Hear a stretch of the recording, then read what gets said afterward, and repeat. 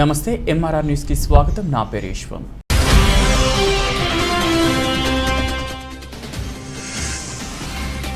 COVID-19 నివారణ చర్యల కోసం ముఖ్యమంత్రి సహాయ నిధికి 50 లక్షల విరాళం అందజేసిన Vellore Institute of technology.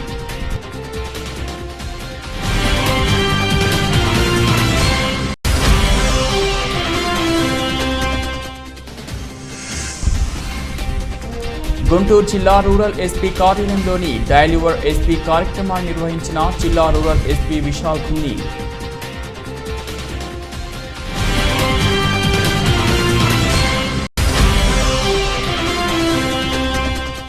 Krishna జిల్లా నూజివీడు తహసీల్దార్ కార్యాలయంలో ఏసీబీ అధికారుల దాడి.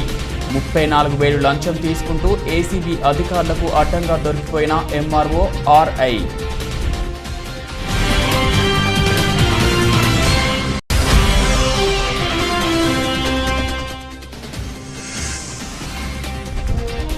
శ్రీశైలం జలాశయానికి కొనసాగుతున్న వరద. జలాశయం 10 గేట్లు 10 అడుగుల మేర ఎత్తి దిగువకు నీటి విడుదల.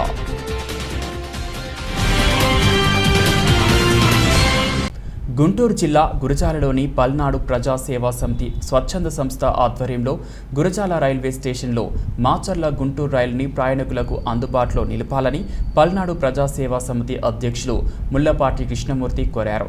గురజాల రెవెన్యూ డివిజన్ కేంద్రంగా కొనసాగుతున్నప్పటికీ అన్ని అర్హతలు ఉన్న ప్రయాణికులు ఎదుర్కొంటున్న ఇబ్బందులు గ్రహించిన పల్నాడు ప్రజా సేవా సమితి అధ్యక్షుడు ముల్లపాటి కృష్ణమూర్తి మాచర్ల నుంచి గుంటూరు వెళ్లే ప్యాసింజర్ రైలుని గురజాలలో ఆపాలని కోరుతూ విజ్ఞాపన పత్రం అందజేశారు.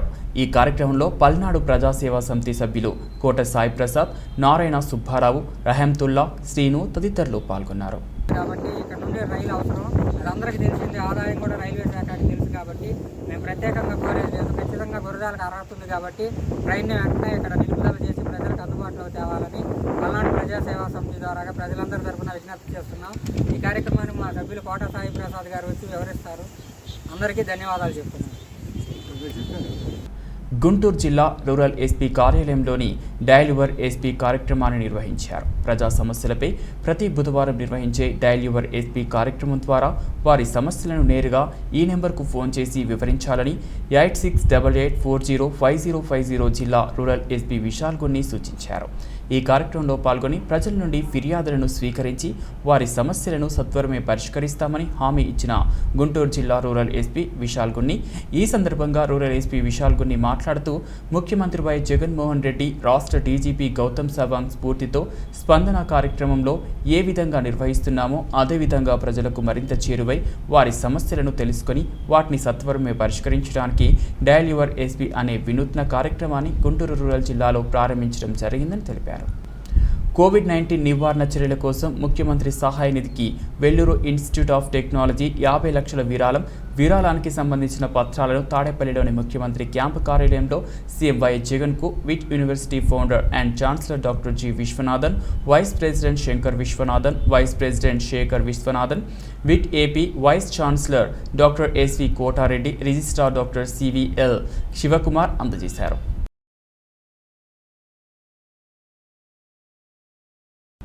కృష్ణా జిల్లా నూజివీడు తహసీల్దార్ కార్యాలయంలో ఏసీబీ అధికారులు దాడులు నిర్వహించారు. రైతు నుండి టేకు చెట్లు నరకడం కోసం 34,000 లంచం తీసుకుంటూ ఏసీబీ అధికారులకు అడ్డంగా దొరికిపోయిన ఎంఆర్ఓ ఆర్ఐ.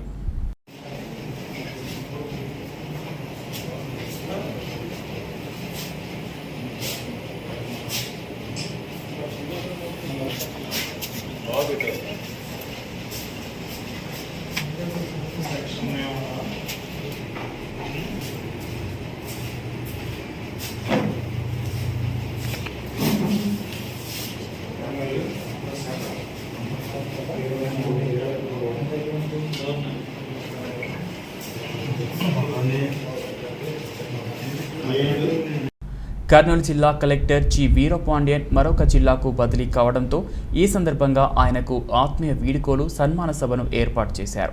ఈ సందర్భంగా కలెక్టర్ వీరపాండ్యన్ మాట్లాడుతూ కర్నూలు జిల్లా ప్రజలకు కర్నూలు జిల్లాలో పనిచేస్తున్న సిబ్బందిని అభినందించారు. చాలా బాగా ప్రతి ఒక్కరు మాట్లాడారు. బాగానే చెప్పాలి, అవకాశం లేదు. సో ఖచ్చితంగా నిజంగా మీ మనసు నుంచి వచ్చిన మాటలు మొత్తం కూడా చాలా ఆత్మీయంగా, చాలా ప్రేమగా అన్ని విషయాల గురించి గుర్తు చేశారు. ఈ ఫేర్వెల్ చాలా బాగుంది. నిజంగానే చెప్పాలంటే చాలా సంతోషంగా ఉంది. సో ఈరోజు ప్రతి ఒక్కరు వాళ్ళు అనుభవాన్ని నాతో తర్వాత ఒక నెల రోజులకి నాకు చాలా నచ్చింది కర్నూలు. మేబీ నేను పుట్టిన వాతావరణమో, తెలిసిన కల్చరో, తెలిసిన మనుషులు, దీనివల్లే అనుకున్నాను. బట్ సార్ ట్రాన్స్ఫర్ వచ్చాక నేను ఆలోచిస్తే ముఖ్యమైన రీజన్ కూడా కలెక్టర్ గారు. నాకంత కర్నూలు జిల్లా నచ్చడము, ఈ వర్కింగ్ కల్చర్ నచ్చడం కూడా మెయిన్ కలెక్టర్ గారు. సో ఈ సార్తో వర్క్ చేసింది 1.5 month అయినా చాలా చాలా అంటే నేను ముఖ్యంగా నేర్చుకున్నది అయితే సార్ దగ్గర నుండి క్విక్ డెసిషన్ మేకింగ్. నేను అది లాస్ట్ సర్వీస్లోకి వచ్చినప్పటి నుండి 3 yearsలో నేను అది ఎక్కడ చూపాను. ఎంత క్విక్ డెసిషన్ మేకింగ్ అంటే నాకు ఆశ్చర్యం వేసింది. నేను ఫైల్ ఈరోజు పంపిస్తే సార్ దగ్గరికి, నేను ఎవరిని పర్సూ చేసుకోవాల్సిన అవసరం లేదు. జనరల్లీ మామూలుగా కలెక్టరేట్లో ఎలా ఉంటుందంటే ఏఓకి చెప్పాలి, డిఆర్ఓకి చెప్పాలి, మళ్ళీ సీసీకి చెప్పాలి, ఇలా చెప్పి ఫైల్ని తర్వాత కలెక్టర్ గారికి పెడతారు, అప్పుడు కలెక్టర్ గారు సైన్ చేస్తారు. సో మినిమం దానికి ఆల్మోస్ట్ ఒక 1 week అన్న పడుతుంది. ఇక్కడ నేను ఈరోజు ఫైల్ పంపిస్తే రేపు సైన్ చేసి అది వెనక్కి వస్తుంది. సో అది రియల్లీ సర్ప్రైజింగ్ నాకు.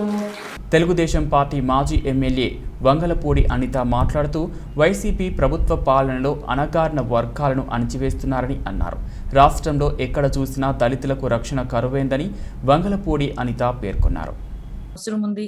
అది స్వతంత్రం వచ్చినప్పటి నుంచి కూడా అదే సిస్టమ్ ఫాలో అవుతా ఉంటే, స్వతంత్రం వచ్చిన ఇన్ని సంవత్సరాల తర్వాత ఆంధ్రప్రదేశ్లో రాజ్యాంగ ఉల్లంఘన అన్నది ఏ విధంగా జరుగుతుందో చూపించడానికి అనేకమైన ఉదాహరణలు ఈరోజు జగన్మోహన్ రెడ్డి గారి పరిపాలన తీసుకోవచ్చు. ఎందుకంటే ఒక సామాజిక వర్గానికి టార్గెట్ గా చేసుకుని ఓవరాల్ గా చెప్పాలంటే ఆయన ఈ రోజు సీఎం అయ్యారంటే బహిరంగంగానే వాళ్ళ నాయకులందరూ కూడా దళిత ఓటు బ్యాంకుతోనే మేము మాక్సిమం అందరం కూడా ఈరోజు అధికారులు చేజిక్కించుకున్నాము, 151 సీట్లు తెచ్చుకున్నాము. జగన్మోహన్ రెడ్డి గారు సీఎం అయ్యారంటే కేవలం దళిత ఓట్లను బేస్ చేసుకునే ఈరోజు సీఎం అయ్యారు అని బాహాటంగా అక్కడున్న నాయకులు కానీ, ఇప్పుడున్న మంత్రులు కానీ, అదేవిధంగా ఇంక్లూడింగ్ సీఎంతో సైతం అందరూ కూడా బహిరంగంగా బాహాటంగా చెప్పుకునే పరిస్థితి నుంచి మరి ఓట్లేసి గెలిపించి సీఎం స్థాయిలో కూర్చోబెట్టినటువంటి దళితుల్ని పెద్దపీట వేసి నెత్తిన పెట్టుకోవాల్సిన పరిస్థితి నుంచి అదే నెత్తి మీద నుంచి కిందకి దిగజార్చే కార్యక్రమంలో, అంటే ఓవరాల్ గా నేలకేసి కొట్టే కార్యక్రమాన్ని చేస్తూ ఉంటే బాధ అనిపిస్తుంది ఒక దళితురాలిగా కూడా.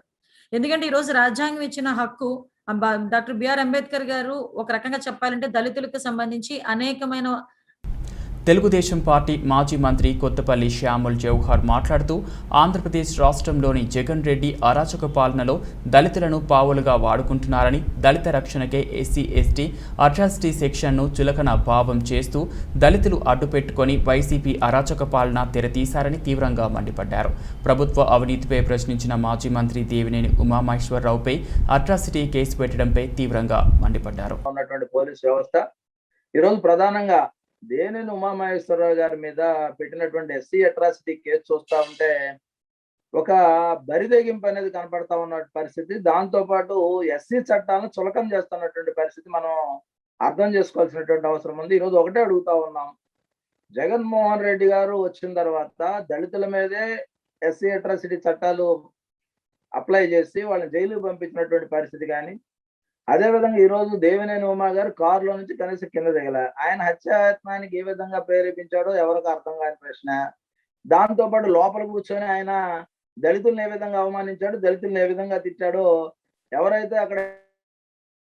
తెలుగుదేశం పార్టీ మాజీ మంత్రి నక్కా ఆనందబాబు మాట్లాడుతూ ఆంధ్రప్రదేశ్ రాష్ట్రంలో జగన్ అరాచక పాలనకి పరాకాష్ఠగా మారిందని, దళితుల రక్షణ చట్టంగా ఉన్న ఎస్సీ ఎస్టీ అట్రాసిటీ చట్టాన్ని వైసీపీ చుట్టంగా మలుచుకుంటున్నారని తీవ్రంగా మండిపడ్డారు. అంశం దేవినేని ఉమామహేశ్వరరావు మీద ఎస్సీ ఎస్టీ నిరోధక చట్టం ప్రకారం కేసులు పెట్టి జైలుకు పంపించిన అంశం ఒకసారి ఆలోచన చేస్తే ఈ రాష్ట్రంలో టోటల్గా ఎస్సీ ఎస్టీ నిరోధక చట్టాన్ని జగన్మోహన్ రెడ్డి ప్రభుత్వం ఏ విధంగా దుర్వినియోగం చేస్తూ ఉందో స్పష్టంగా అర్థమవుతా ఉంది.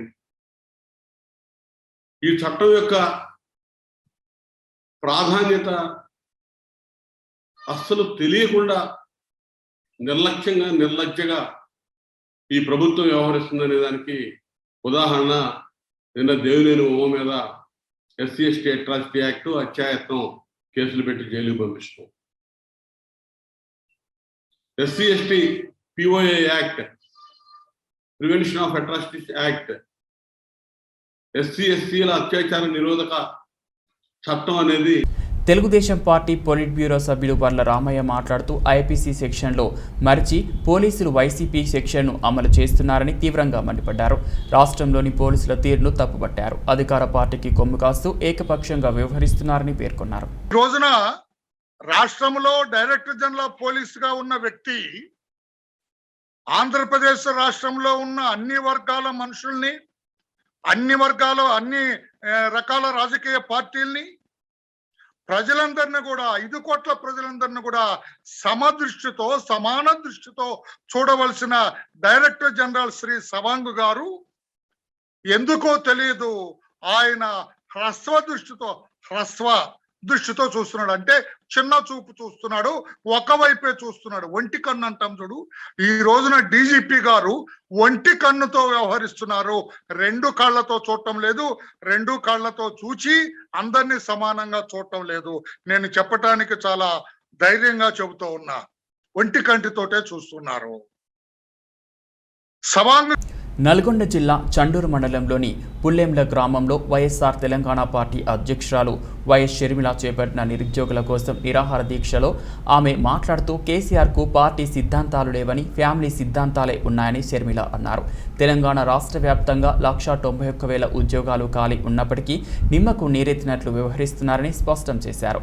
ఓ పక్క నిరుద్యోగ భృతి ప్రకటించిన కేసీఆర్, ఉద్యోగాల కల్పనకు కృషి చేయాల్సిన సీఎం కేసీఆర్ ఏమీ పట్టినట్లుగా నిరుద్యోగులను రోడ్డున పడేసి ఇబ్బందులకు గురి చేస్తున్నారని షర్మిల తీవ్రంగా మండిపడ్డారు. వైఎస్ఆర్ గారు 5 సంవత్సరాలు మాత్రమే ముఖ్యమంత్రిగా ఉన్నారు. ఆ 5 ఏళ్ళు ఎలా ఉన్నిందో, ఆ పాలన ఎలా సాగిందో పెద్దవాళ్ళైన వారు తెలియని చిన్న వాళ్ళకి వివరించి చెప్పాలి. వైఎస్ఆర్ గారు ఉన్నప్పుడు రైతులకు రుణమాఫీ జరిగింది. ఉచిత విద్యుత్ మొదలు పెట్టిందే వైఎస్ఆర్ గారు. రైతులకు, మహిళలకు పావలా వడ్డీ రుణాలిచ్చి వాళ్ళ కాళ్ళ మీద వాళ్ళు నిలబడేటట్టు చేశారు. అసలు దేశంలో ఎవరు ఊహించలేదు పేద విద్యార్థులు, పేద బిడ్డలు డాక్టర్లు, ఇంజనీర్లు అవుతారని ఎవరు ఊహించలేదు. అసలు ప్రపంచంలోనే ఎవరు ఊహించలేదు. ఒక పేదవాడు గొప్పవాడిలాగా కార్పొరేట్ ఆసుపత్రికి వెళ్ళి వైద్యం చేయించుకోగలడు, అది కూడా ఉచితంగానే అని ఎవరు ఊహించలేదు. ఒక పేదవాడు ఫోన్ చేసిన 20 నిమిషాలకు కుయి కుయి కుయి కుయి అని 108 వచ్చి ఇంటి ముందర నిలబడుతుంది అని ఎవరు ఊహించలేదు. వైఎస్ఆర్ కాంగ్రెస్ పార్టీ రాజ్యసభ సభ్యుడు విజయసాయిరెడ్డి మాట్లాడుతూ రాష్ట్రంలోని పలు సమస్యలపై కేంద్ర మంత్రికి వివరించినట్లు తెలిపారు. జలశక్తి మినిస్ట్రీకి, ఫైనాన్స్ మినిస్ట్రీకి వచ్చి ప్రతిసారి మనం ఇంకరైనటువంటి ఎక్స్పెండిచర్ని రీఎంబర్స్మెంట్ కావాలని అంటే కాలయాపన జరుగుతుంది. కాబట్టి ఒక ఎస్క్రో అకౌంట్ ఓపెన్ చేసి ఎస్క్రో అకౌంట్లో ఈ యొక్క అమౌంట్ని డిపాజిట్ చేయాల్సిందిగా విజ్ఞప్తి చేయడం జరిగింది. అది వీలు కాదన్నటువంటి విషయాన్ని జలశక్తి మంత్రి గారు, ఎందుకనంటే ఇప్పుడున్నటువంటి ఫండ్స్కి ఏదైతే స్టార్ అవుతుందో అది రాష్ట్ర ప్రభుత్వాలు కానీ కేంద్ర ప్రభుత్వాలు కానీ ఎప్పుడు మీరు ప్రపోజల్స్తో వచ్చినా కూడా కాస్ట్ రీఎంబర్స్ చేయమని కానీ అడిగితే మేము ఇమ్మీడియట్గా ఒక వారం 15 రోజుల లోపల మేము రీఎంబర్స్మెంట్ చేస్తాం. కాబట్టి ఎస్క్రో అకౌంట్ ఓపెన్ చేయడంలో చేయాల్సినటువంటి అవసరం లేదన్నటువంటి భావన ఆయన వ్యక్తం చేయడం జరిగింది. ఇప్పుడు amount to the tune of 1917 crores ఏదైతే ఉందో ఇప్పుడు అమౌంట్ రీఎంబర్స్ చేయాల్సి ఉందో జనవరి 2021 వరకు అది రీఎంబర్స్ చేస్తామనని హామీ ఇవ్వడం జరిగింది. ఇక 3వ అంశం, ఒలింపిక్స్లో సిల్వర్ మెడల్ సాధించిన మీరాబాయి చానును అడిషనల్ ఎస్పీగా మణిపూర్ ప్రభుత్వం ఉద్యోగం ఇచ్చింది. గురువారం స్వయంగా ఆ రాష్ట్ర ముఖ్యమంత్రి ఆమెను తోడ్కొని వెళ్లి ఆమె కార్యాలయంలో కూర్చోబెట్టారు. శాల్వాతో సత్కరించారు.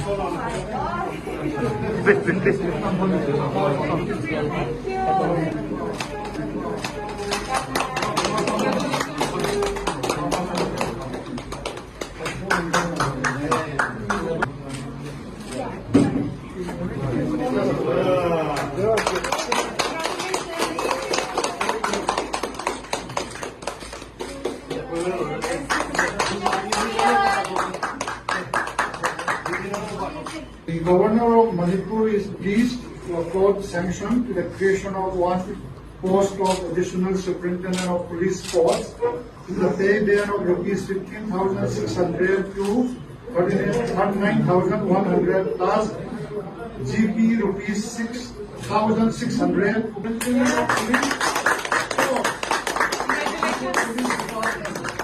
By direct appointment beyond probation for a period of 2 years from the date of her joining duty.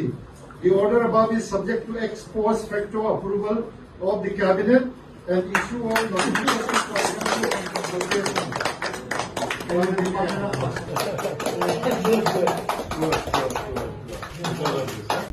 Srisailam జలాశయానికి భారీ వరద కొనసాగుతోంది. దీంతో 10 గేట్లను 10 అడుగుల మేర ఎత్తి సాగర్కు నీటిని విడుదల చేస్తున్నారు.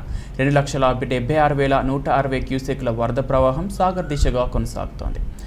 ఎగువ పరివాహక ప్రాంతాలైన జూరాల, సుంకేశ్ల నుంచి శ్రీశైలానికి 4,62,390 క్యూసెక్ల నీటి ప్రవాహం వస్తున్నట్లు అధికారులు తెలిపారు. 2 వైపులా ఉన్న విద్యుత్ ఉత్పత్తి కేంద్రాల్లో ఉత్పత్తిని ప్రారంభించి మరో 50,000 క్యూసెక్ల నీటిని విడుదల చేస్తున్నారు. గత వారం నుంచి వరద కొనసాగుతుండటంతో నిన్న సాయంత్రం కొన్ని గేట్లు ఎత్తిన విషయం తెలిసిందే. ప్రస్తుతం శ్రీశైలం జలాశయం నీటి మట్టం 884, ప్రస్తుత నీటి నిల్వ 210.0320 టీఎంసీలుగా ఉంది.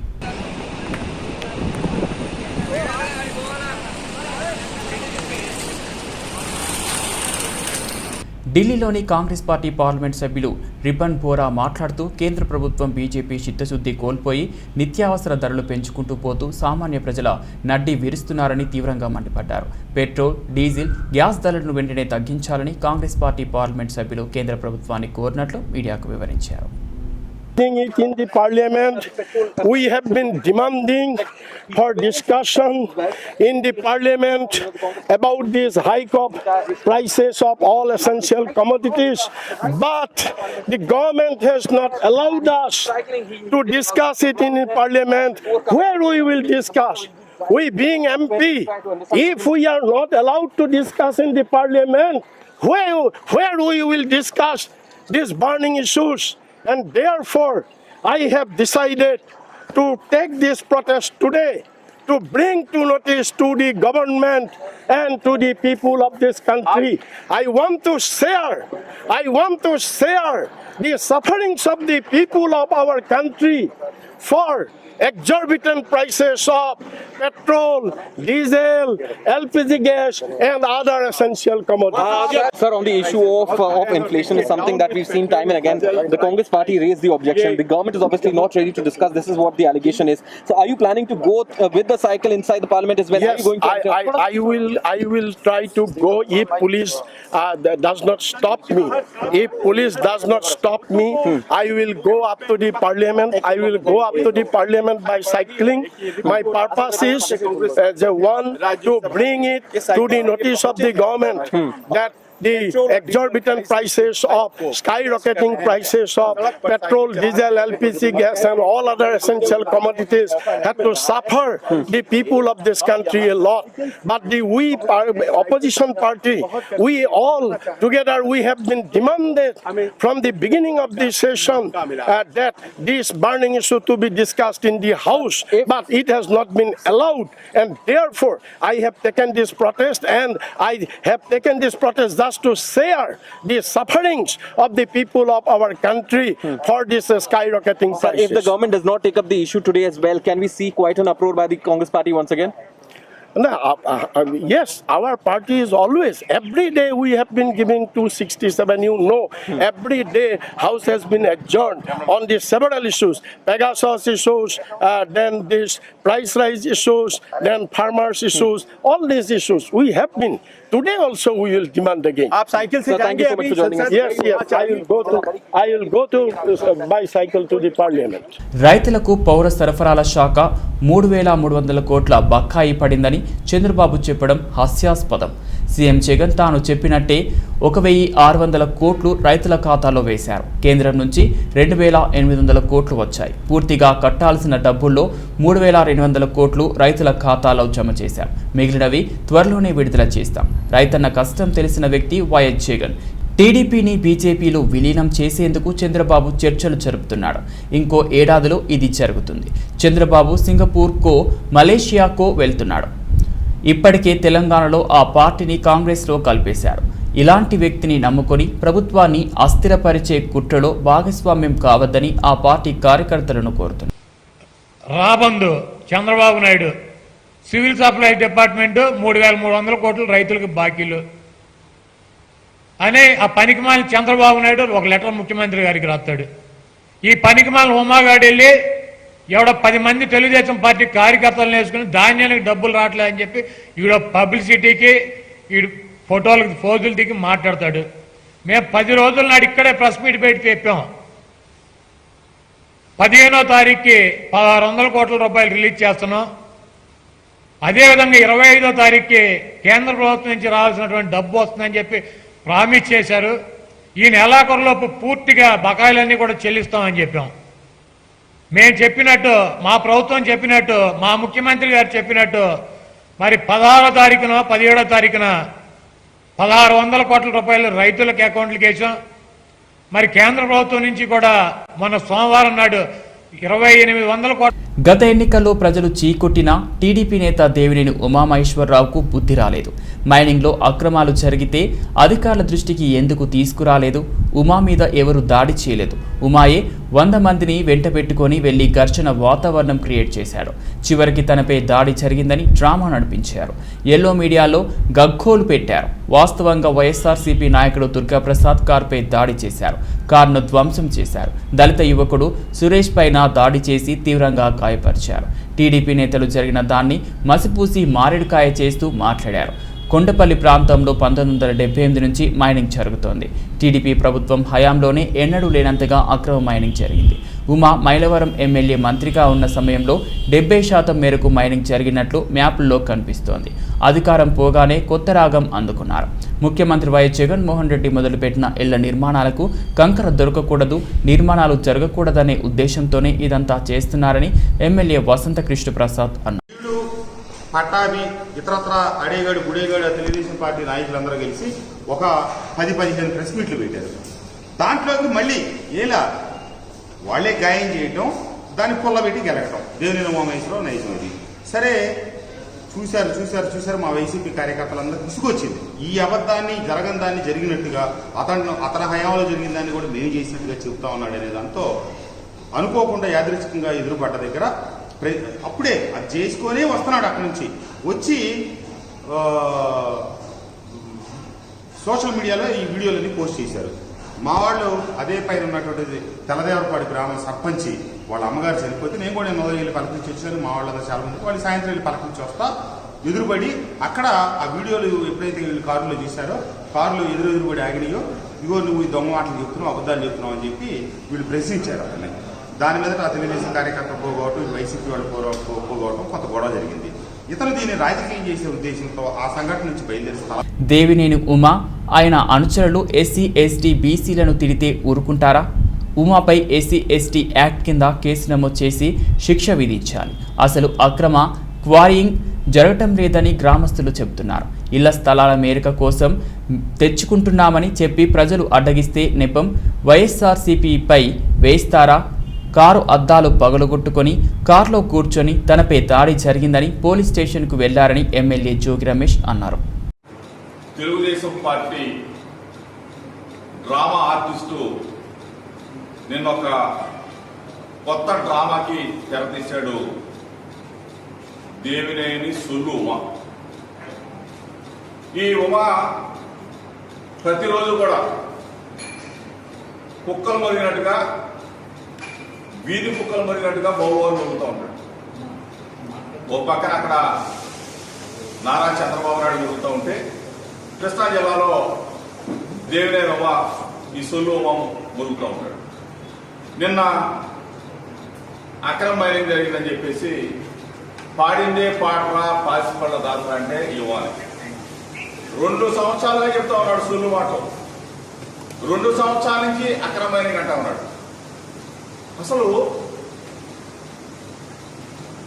గనులు, ఇసుక, ఆఖరికి బూడిద, మట్టి మొత్తం దోచుకుంది మైలవరం నియోజకవర్గంలో దేవినేని ఉమా. రాష్ట్రంలో ప్రజలంతా టీడీపీని ఏకపక్షంగా తిరస్కరించారు. మాజీ మంత్రి దేవినేని ఉమాను చీకొట్టి ఓడించిన బుద్ధి మారలేదు. మైలవరం ఎమ్మెల్యే వసంతకృష్ణ ప్రసాద్ చేతితో ఓటమిని జీర్ణించుకోలేక దేవినేని ఉమా కుట్ర చేస్తున్నారు. మైనింగ్ అక్రమాలు జరిగితే ఉమా అధికారుల దృష్టికి తీసుకురాకుండా అనుచరులతో కలిసి రాత్రిపూట పరిశీలనకు ఎందుకు వెళ్లారు? అక్రమాలు జరిగితే రాత్రులు పరిశీలనకు వెళ్లడంపై ప్రశ్నించిన వైఎస్ఆర్సీపీ నేతలపై ఉమా దాడి చేశారు. ఏదో రకంగా స్థానిక ఎమ్మెల్యే కృష్ణప్రసాద్పై బురద చల్లే ప్రయత్నం చేయడం హేమం. చిల్లర తత్వంగా వ్యవహరిస్తున్న దేవినేని ఉమా ఇకనైనా ఇలాంటి డ్రామాలు ఆపాలి. పదే పదే అసత్యాలు చెబుతూ గోబెల్స్ ప్రచారం చేయడం అలవాటైన ఆయనకు నిజాలు రుచించవు. మంగళవారం జరిగిన ఘటనపై పోలీసులు వాస్తవాలు వెల్లడించిన ఉమా డ్రామాలాడటం విడ్డూరంగా ఉందని ఎమ్మెల్యే మల్లాది విష్ణు అన్నారు. ఈ రాష్ట్రంలో భారతీయ జనతా పార్టీ సమస్యలు ఏమీ లేనట్టుగా ఎక్కడో పొద్దుటూరులో టిప్పు సుల్తాన్కు సంబంధించినటువంటి విగ్రహాన్ని విషయంలో ప్రవర్తిస్తున్నటువంటి తీరు మనకి చూసాం. మనం ప్రభుత్వం మీద చేస్తున్నటువంటి అసత్యాలు, అబద్ధాలు, దుష్ప్రచారాలు, సోమవీర్రాజు చేస్తున్నటువంటి ఆ పార్టీకి ఈ రాష్ట్రంలో ఓట్లు లేవు, సీట్లు లేవు.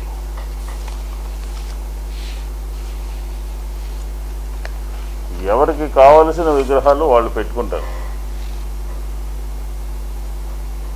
దాన్ని రాజకీయం చేసే పని భారతీయ జనతా పార్టీ చేస్తూ ఉంది. ప్రతి ఒక్క వ్యక్తికి, ప్రతి ఒక్క మహానుభావుడికి, ప్రతి ఒక్క స్వాతంత్ర సమరయోధుడికి, అనేక మందికి 2 రకాల వెర్షన్లు ఉన్నాయి. దాన్ని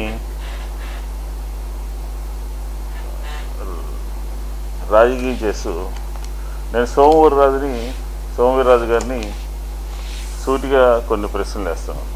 బులెటిన్ ముగించే ముందు హెడ్లైన్స్ మరోసారి.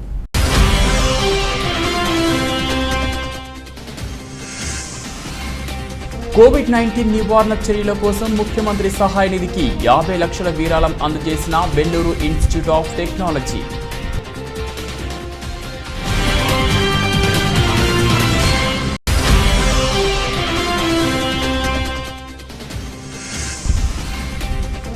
గుంటూరు జిల్లా రూరల్ ఎస్పీ కార్యాలయంలోని డైలివర్ ఎస్పీ కార్యక్రమాన్ని నిర్వహించిన జిల్లా రూరల్ ఎస్పీ విశాల్ ఘున్ని.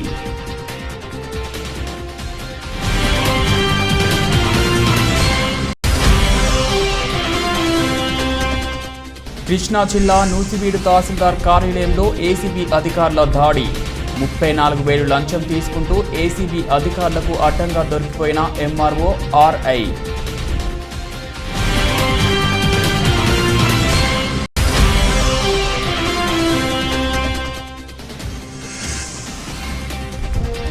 శ్రీశైలం జలాశయానికి కొనసాగుతున్న వరద. జలాశయం 10 గేట్లు 10 అడుగుల మేర ఎత్తి దిగువకు నీటి విడుదల.